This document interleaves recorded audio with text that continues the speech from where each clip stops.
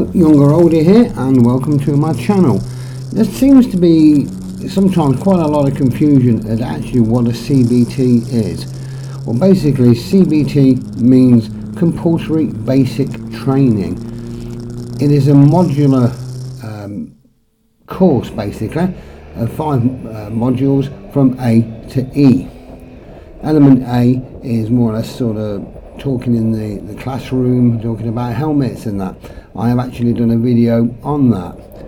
Element B is basically showing you the controls of the bike and what everything does, and then just some basic safety checks to make sure that you understand how to ensure your bike is safe to ride.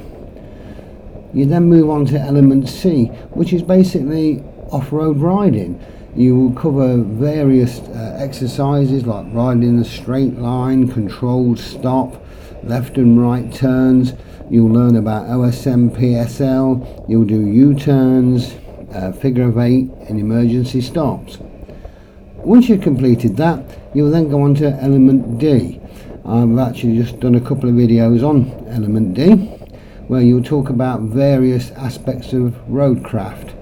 Now, once that's been completed, you then go on to element E, which is a minimum of a 2-hour road ride. And at the end of that, myself or any other instructor would then base all the information throughout the day and decide whether you've passed or not. Now, it is not a test.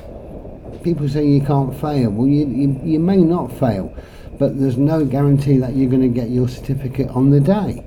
It might be just that you've not completed the whole of the course. I've known where we've had to stop because of inclement weather, so nobody passed on that day.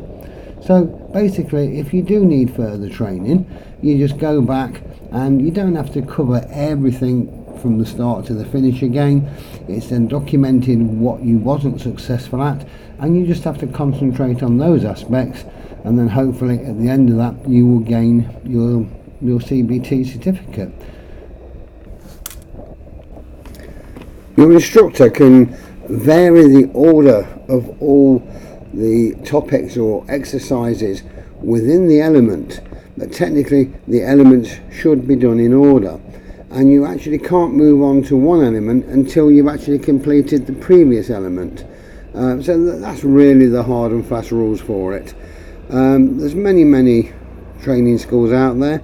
Do make sure you go to somebody with a good reputation. I hear some terrible horror stories of where people have been for a CBT and the whole thing has only sort of took a couple of hours. Well, them CBTs have just been done illegally. It's basically just get your money and give you a certificate and send you on your way. I had a trainee the other week who'd been riding for 2 years because they passed a CBT with another organisation. When I came to explain to them about doing the emergency stop, she admitted that never done one of those before. So she'd been riding 2 years on a CB certificate, and fortunately she hasn't had to do an emergency stop.